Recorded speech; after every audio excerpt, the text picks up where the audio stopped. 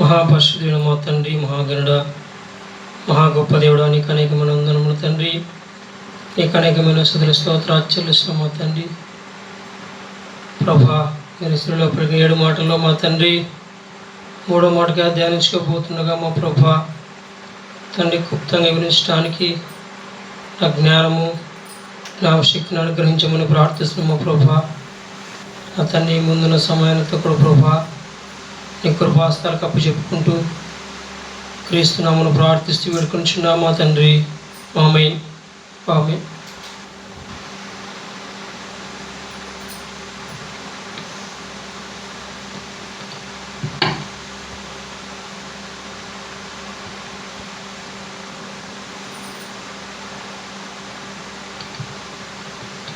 మూడో మాట సారాంశం ఏమిటంటే ప్రేమ, బాధ్యత, అప్పగింతలు. తల్లిని అప్పగిస్తున్నప్పుడు, తల్లి అంటే సంఘం, మరేమో తల్లి ఇటు సంఘాన్ని అప్పు చెప్తున్నాడని మనం అర్థం చేసుకోవచ్చు. సంఘం అంటే మనమే. యేసు ప్రభువు శిలువలో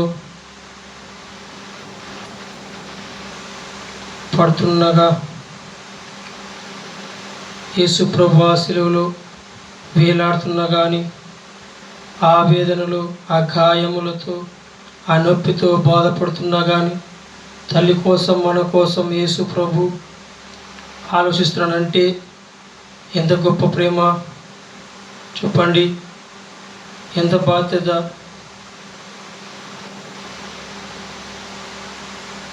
యేసు ప్రభుకి శిలువ వేసినప్పుడు తల్లిను తనతో పాటు 3 స్త్రీలు అక్కడ ఉన్నారంట. వారు ఎవరో మనం చూసుకుందాం. మార్కు సువార్త 15వ అధ్యాయం 4వ వచనం చూసుకుందాము.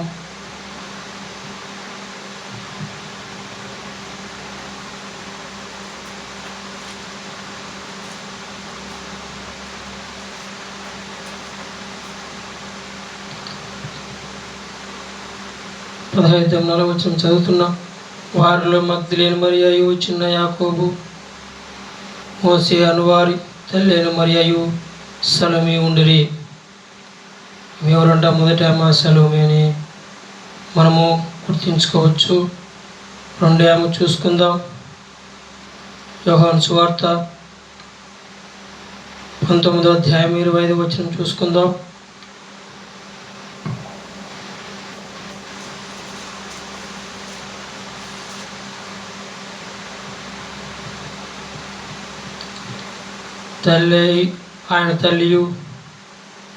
ఆయన తల్లి సహోదరియు, క్లోపా భార్యైన మరియయు, మగ్దలేని మరియయు యేసు శిలువ యొద్ద నిలిచి ఉండిరి. ఈమె ఎవరంట? క్లోపా భార్య అయిన 2వ ఆమె. 3వ ఆమె ఎవరో చూసుకుందాం. మత్తయి సువార్త 27వ అధ్యాయము 56వ వచనం చూసుకుందాం.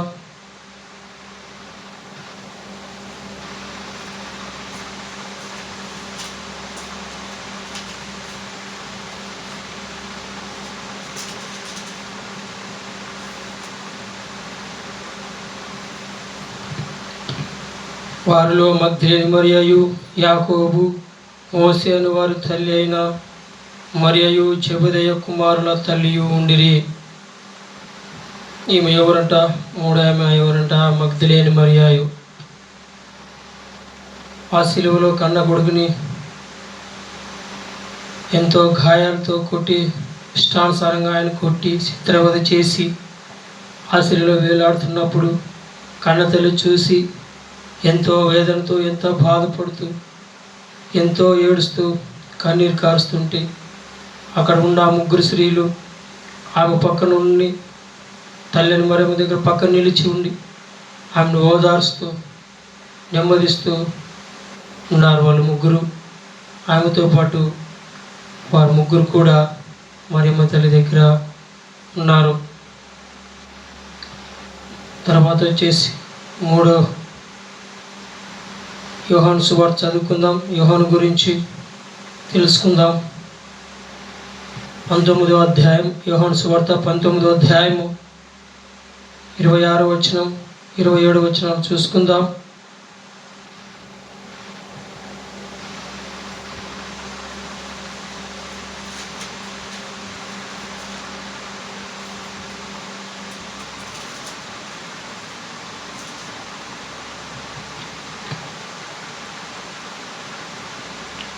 ఆయన తల్లియు క్షమించండి యేసు తన తల్లియు తాను ప్రేమించిన శిష్యుడను దగ్గర నిలుచుండుట చూచి, అమ్మా, ఇదిగో నీ కుమారుడు అని తన తల్లితో చెప్పెను. తర్వాత శిష్యును చూసి, ఇదిగో నీ తల్లి అని చెప్పెను. ఆ గడియ నుండి ఆ శిష్యుడు ఆమెను తన ఇంట చేర్చుకొనెను.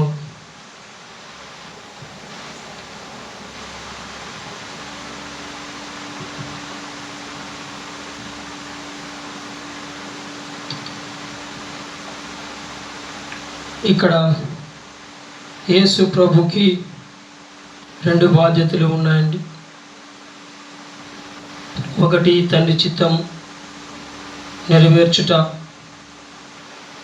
తండ్రి చిత్తం ఏంటంటే మన కోసం, ప్రజల కోసం ప్రాణం పెట్టుట. రెండవది వచ్చేసి కన్న తల్లిని, కన్నవారిని పట్టించుకొనుట.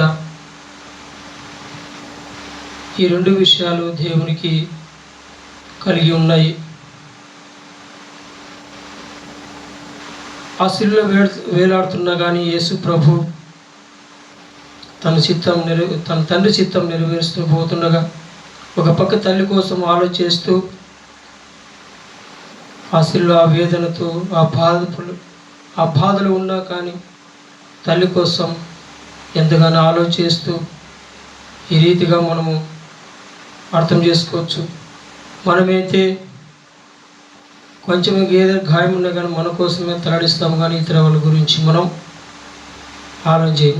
కానీ ప్రభు ఆ గాయములతో, ఆ వేదనతో బాధపడుతున్నా కూడా తన తల్లి కోసం ఆ శిలువలో వేలాడుతున్నప్పుడు తల్లి కోసం ఆలోచన చేస్తున్నాడంటే తల్లి మీద ఉన్న ప్రేమ ఎంత గొప్పదో చూడండి.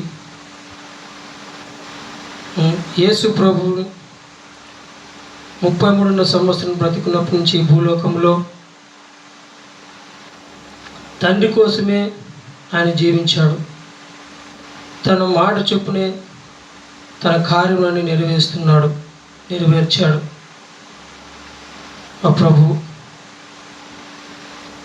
తండ్రి మాటే జయంగా పెట్టుకొని, తండ్రి మేటే వేదవాక్కుగా పెట్టుకొని, తండ్రి సిద్ధానుసారంగా 33 సంవత్సరంలో తండ్రిలోనే జీవిస్తూ ఆయన మాటకు కట్టుబడి, ఆయన మాటకు లోబడి ఆయన 33వ సంవత్సరము ఈ భూలోకంలో జీవించాడు. యోహాను అప్పగిస్తున్నప్పుడు కూడా అంతకుముందు శిష్యులతో పాటు ఆ యేసు ప్రభు శిలువ వేసినప్పుడు శిష్యులు, మనలాంటి వారు నమ్ముకున్న వారు అందరూ కూడా పారిపోయి ఉన్నారు. యోహాను కూడా పారిపోయినాడు. మరి ఏం ఆలోచన చేసుకున్నాడో తిరిగి వచ్చినాడు. ఆయన నాకేమైనా పర్వాలేదు అని ప్రాణాలు తెగించి ప్రభు పక్కన ఆ మరియమ్మ దగ్గర నిలబడ్డాడు ఎదురుగా.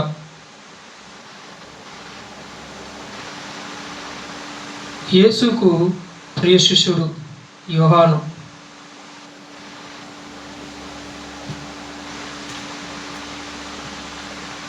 మరియమ్మ దగ్గర నిలబడ్డాడు.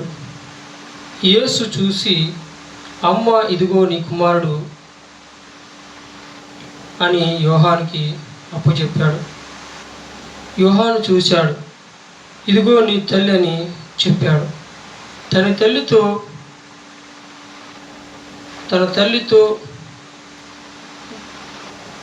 బాధ్యత యోహానికి, తన తల్లి బాధ్యత యోహానికి అప్పగించాడు.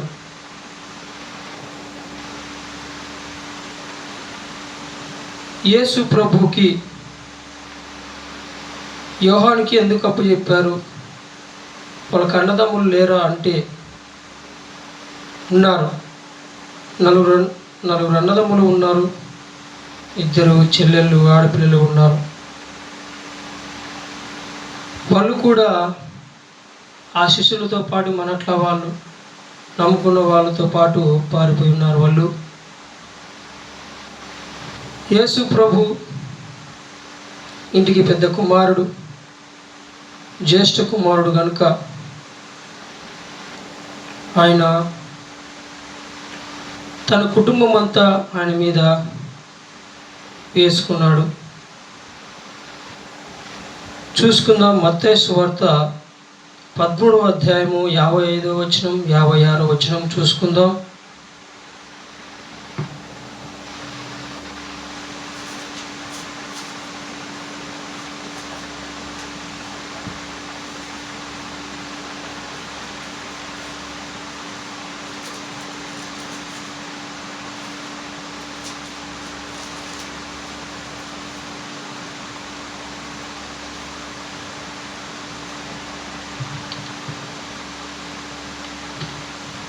ఇతడు వడ్లవాని కుమారుడు కాడా? ఇతని తల్లి పేరు మరియా కాదా? యాకోబు, యేసేపు, సిమోను, యూదా అనువారు ఇతని సోదరులు కారా? ఇతని సోదరిమణులు అందరూ మనతోనే ఉన్నారు కారా? ఇతనికి కార్యములన్నీ ఎక్కడి నుండి వచ్చినని చెప్పుకొని ఆయన విషయమై అభ్యంతరపడిరి.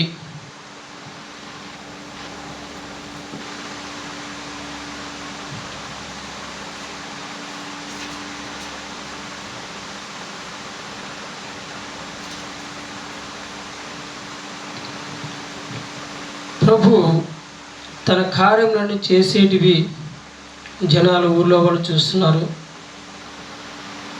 అనేక కార్యాలు, అద్భుత కార్యాలు చేసినాడు.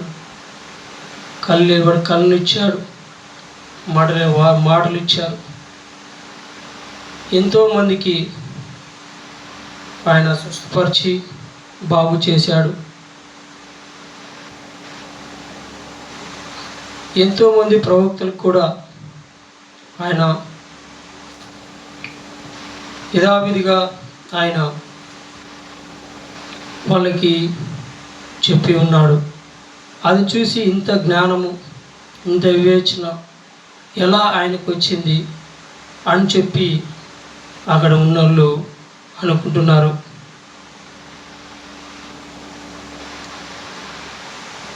యేసు ప్రభు 18 సంవత్సరాలు ఉన్నప్పుడు యేసు చనిపోయి ఉన్నాడని మనము అనుకోవచ్చు. అప్పటి నుంచి యేసు ప్రభు పెద్ద కుమారుడు కనుక, జ్యేష్ఠ కుమారుడు కనుక తన కుటుంబాన్ని భారం అంతా ఆయనే చూసుకున్నాడు. యేసు వడ్రంగి పని చేసి ఆ కుటుంబాన్ని చూసుకున్నాడు. యేసు ప్రభు ఆ యేసేపు చనిపోయినప్పటి నుంచి వడ్రంగి పని చేసి ఆ కుటుంబాన్ని చూసుకున్నాడు. యేసు 30 సంవత్సరం నిండిన తర్వాత ఆయన సేవలోకి వచ్చాడు. అంతకుముందు నుంచి వడ్రంగి పని చేసేవాడు. అతనికి 30 సంవత్సరాలు నిండిన తర్వాత సేవలోకి వచ్చాడు.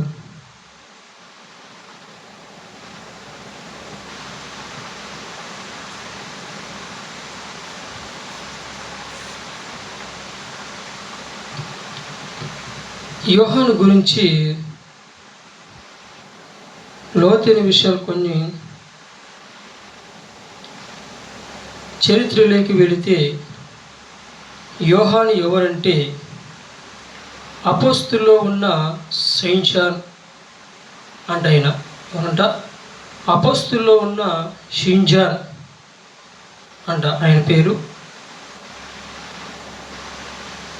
మన ప్రభువును నమ్ముకున్న తర్వాత శిష్యులు ఒకరిగా చేరి యోహానుగా పేరు మార్చుకున్నాడు. యోహానికి ఆల్రెడీ తల్లి ఉంది. యోహానికి తల్లి ఉంది. ఎవరంటే యేసు ప్రభు తల్లి మరియమ్మ సహోదరి, అంటే సొంత చెల్లెలు. మరియమ్మకి సహోదరి అంటే యేసు ప్రభు తల్లి అయిన సహోదరి, అంటే యేసు ప్రభు తల్లి అయిన మరియమ్మ చెల్లెలు. ఈ చెల్లెలు కొడుకే ఈ యోహాను.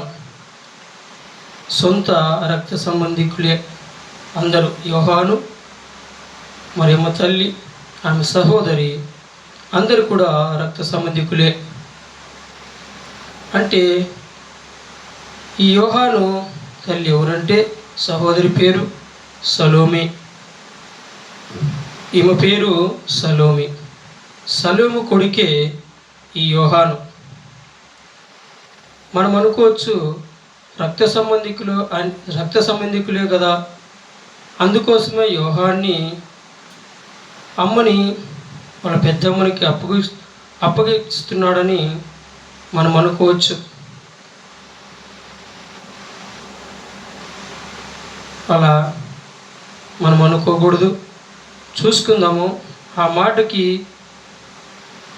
చూసుకుందాం 13వ అధ్యాయము 23వ వచనం.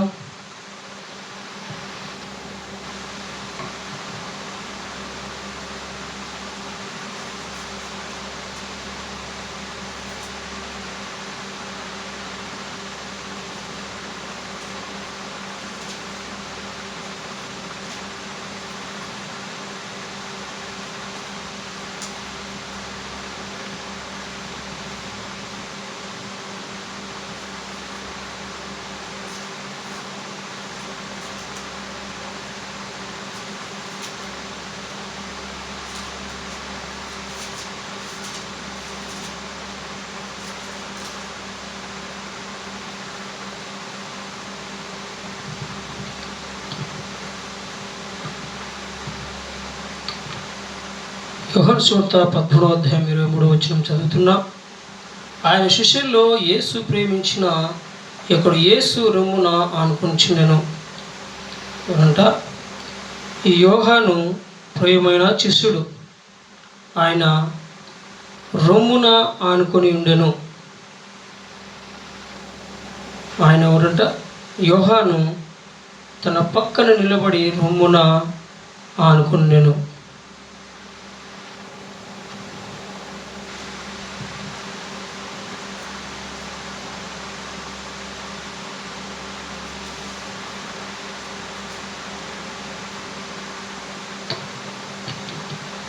అదేవిధంగా నిర్గమకాండము 20వ అధ్యాయము 12వ వచనం చదువుకుందాం.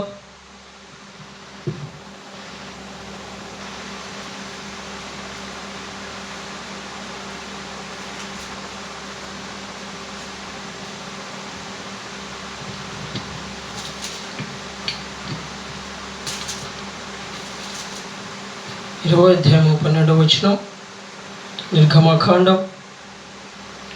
నీ దేవుడిని యెహోవా నీకు అనుగ్రహించు దేశంలో నీవు దీర్ఘాయుష్మంతుడగునట్లు నీ తండ్రిని నీ తల్లిని సన్మానించుము. ఇక్కడ దేవుడు అంటున్నాడు, నీ తల్లిని నీ తల్లిని సన్మానించుము అని మన దేవుడు ఇక్కడ తెలియజేస్తున్నాడు. 10 ఆజ్ఞలో ఒక ఆజ్ఞగా ఈ మాట రాయబడి ఉంటుంది. నీ దేవుడిని యెహోవా నీకు అనుగ్రహించు దేశములో నీవు దీర్ఘాయుష్మంతుడగునట్లు నీ తండ్రిని నీ తల్లిని సన్మానించుము. లోకంలో మనం చూస్తున్నాం, తల్లిదండ్రులు ఉంటారు కానీ పట్టించుకోరు. కొంతమంది అయితే వృద్ధాశ్రమంలో వదిలేస్తారు, కొంతమంది రోడ్డును వదిలేస్తూ ఉంటారు.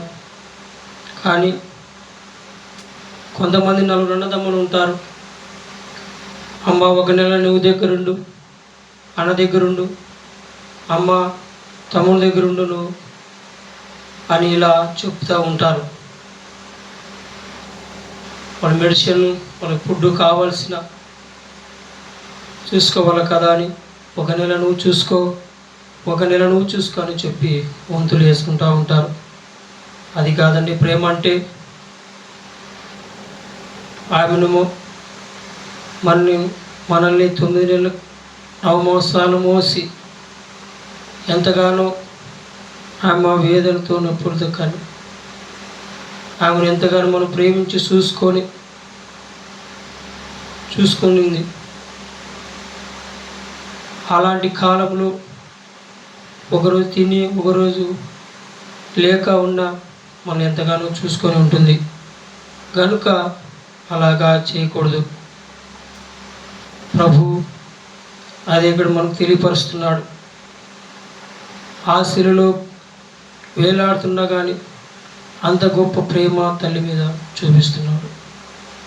ఆ రీతిగా మనము కూడా తండ్రిని సన్మానించి వాళ్ళని ప్రేమించి చూసుకోవాలని మనం ఈ మాట తెలుసుకోవాలి.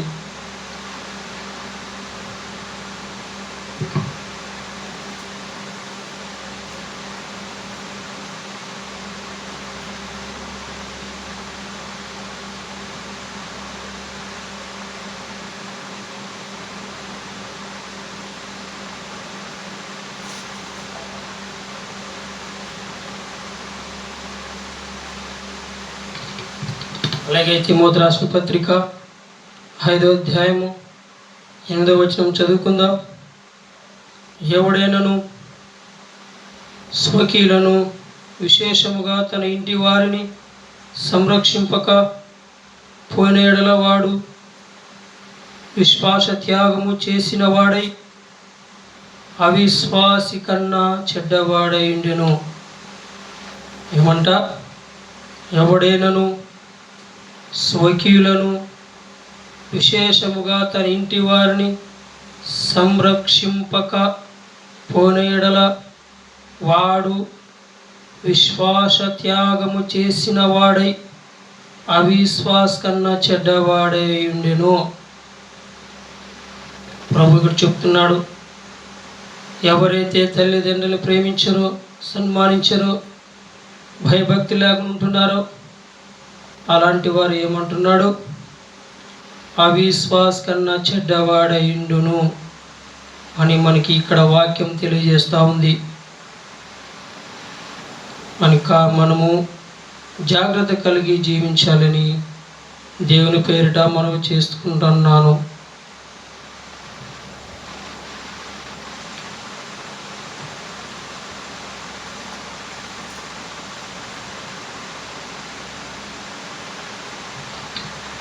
రీతిగా లూకా సువార్త 2వ అధ్యాయం 34-35 వచనం చూసుకుందాం.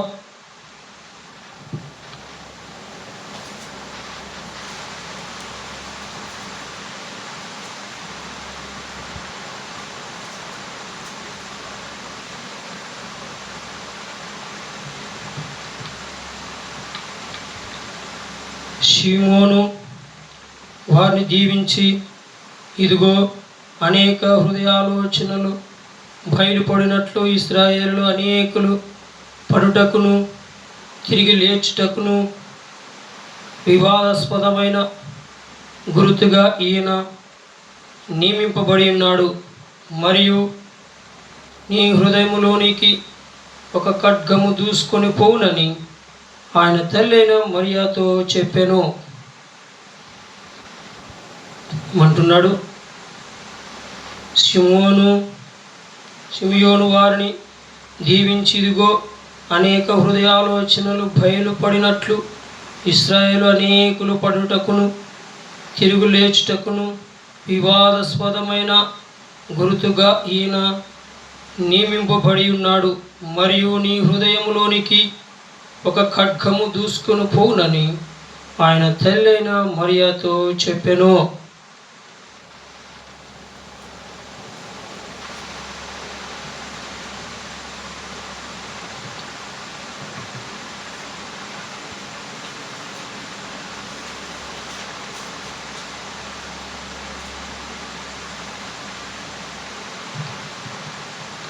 యేసు ప్రభువు పుట్టినప్పుడు సిమోను అనే యాజకుడి దగ్గరికి ఆ దేవాలయంలోకి వెళ్ళినప్పుడు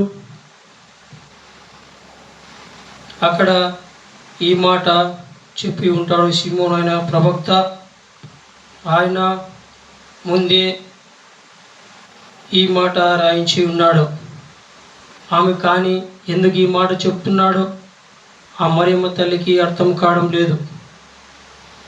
ఆ రోజుల్లో యేసు ప్రభు చిన్నప్పుడు ఉన్నప్పుడు ఈ మాట ఆమె ఎందుకు చెప్పాడు ఈ మాట అని ఆ తల్లికి అప్పుడు అర్థం కావడం లేదు.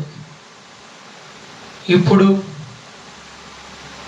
యేసు ప్రభు శిలువలో వేలాడుతున్నప్పుడు ఆయన చెప్పే మాటలు ఆ మాటలు గుర్తు చేసుకుంటా ఉంది ఆ తల్లి.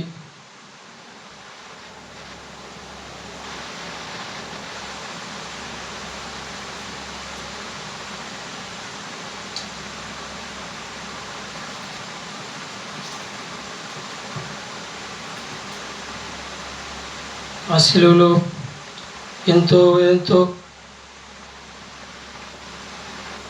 బాధపడుతూ ప్రభువున్న చూసి ఆ తల్లి ఎంతో విలువిలాడుతూ ఉంది. ఎంతో కన్నీరు కారుస్తూ ఉంది.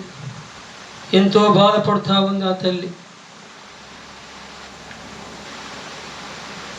ఈ చూచే కన్నా చావు మేలు కదా అని ఎంతో వేదంతో బాధపడుతూ ఉంది ఆ తల్లి.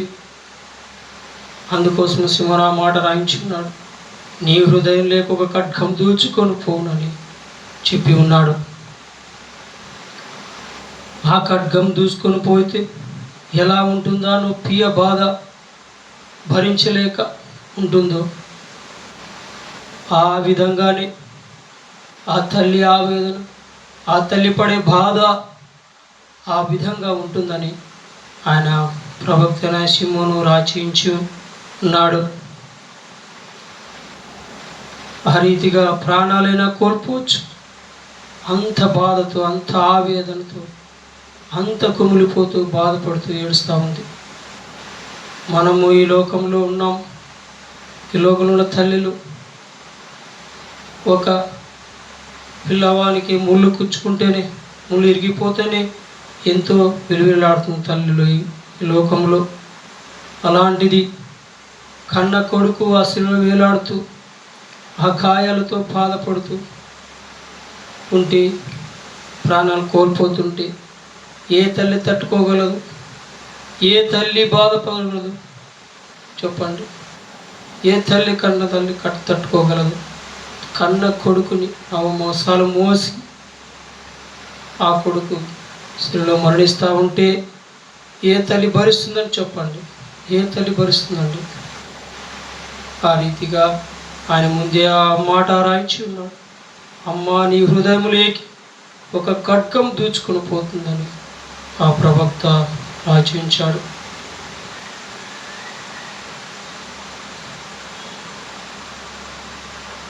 అమ్మ అనే మాటకు తెలుగులో అమ్మ అంటాం, ఇంగ్లీషులో మదర్ అంటాం, లేదా మమ్మీ అంటాం, హిందీలో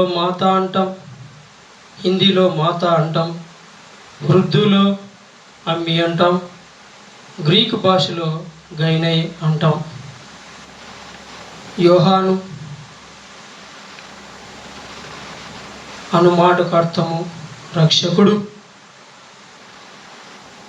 యోహాను ఏపీసీ చర్చికి పాస్టర్గా ఉన్నాడు. ఆ ఏపీసీ చర్చి పక్కన 2 సమాధులు ఉంటాయి. ఎవరో తెలుసా? ఒకటి మరియమ్మది, రెండవది యోహానుది.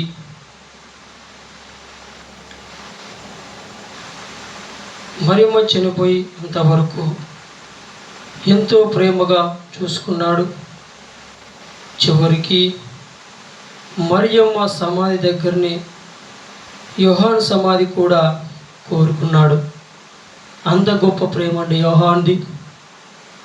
ఎంత గొప్ప ప్రేమ, ఎంత ప్రేమ చెప్పండి. చనిపోయేంత వరకు కూడా ఎంతగానో ఆయన ప్రేమించి చూసుకున్నాడు. లాస్ట్కు తన మరియమ్మ తల్లి దగ్గర పక్కనే తన సమాధి కూడా కోరుకున్నాడు. అంత గొప్ప వ్యక్తి యోహాను.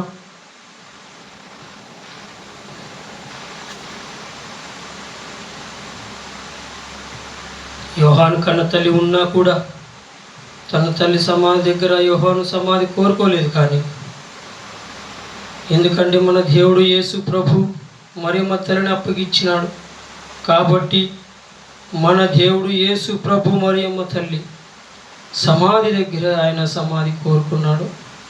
అంటే ఎంత గొప్ప ప్రేమ, ఎంత మధురమైన ప్రేమ యోహానుది. చూడండి, ఎంత విలువైన ప్రేమ, ఎంత స్వచ్ఛమైన ప్రేమ, ఎంత సత్యమైన ప్రేమ. చూడండి యోహానుది.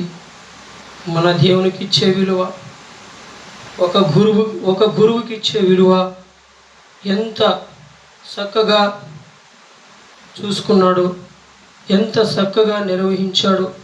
చూడండి, ఇంత గొప్ప వ్యక్తి ఈ యోహాను.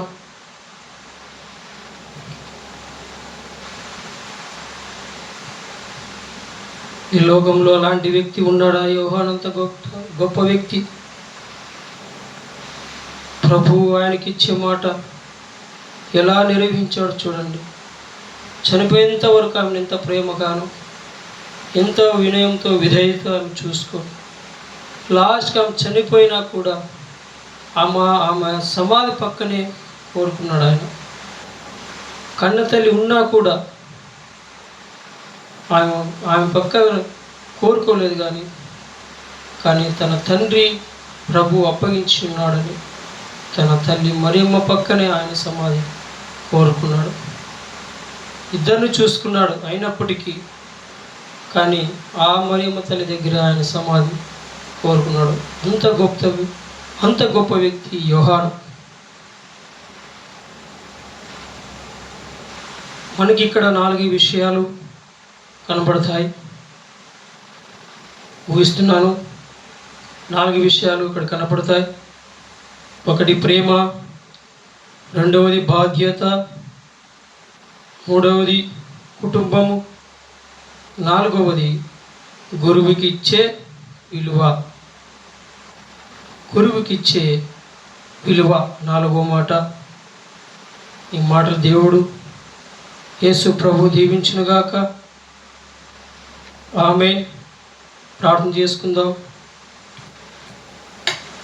మహాపరిశుద్ధుడు మా తండ్రి, మహా గొప్ప తండ్రి, ఇచ్చిన సమయాన్ని బట్టి దేవానికి వందనాలు, స్తోత్రాలు తండ్రి.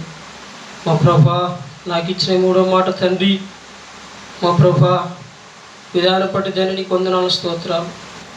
ఈ మాట తండ్రి, ఈ మాటలో మా ప్రభా తప్పులు ఏమైనా చెప్పి ఉంటే తండ్రి నన్ను క్షమించండి తండ్రి. గుప్తంగా నీకు మహిమకరంగా వివరించి నీ మాటలు దీవించి బలపరిచి మీకు మహిమ పొందమని అయా నీకు మాత్రమే ఘనత మహిమాస్తులు అర్పిస్తూ యేసు నామమున ప్రార్థిస్తూ వేడుకొనుచున్నాము తండ్రి. ఆమేన్. ఆమేన్.